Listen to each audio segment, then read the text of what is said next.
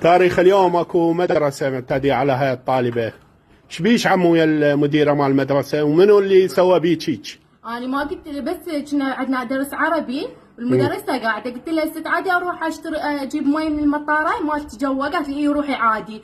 ما طولت 5 ثواني رجعت طالبات مشتكيات علي هي وام العربي، نزلت. يعني انت داخل المدرسه ما طلعتي خارج؟ لا اصلا حتى يعني يم الصف كان عادي، المدرسه صاحتني نزلوا علي درجه قالوا انه الفخر مشتكين عليك. انا نزلت قالت لي ليش هيك، قامت تغلط علي، قالت لي اذا انت اهلك ما مربيك اربيك واربي اهلك واحط القدره بحالكم. اي وبحلق ابوك. قلت له زين هذا شنو الدم هذا شنو؟ هاي المدرسه انا صعدت فوق قمت ابكي، نزلت كان تجي نست سوزان نزلتني سحل من الدرج قدام الطالبات وضربتني، والله يمكن بالعشر رجليات ضربتني وضربتني كوكت على خشم الا خشمك قدموها من عشر هاي ومن عدم خشم الخمش اللي هنا ضرب خمشين وهاي.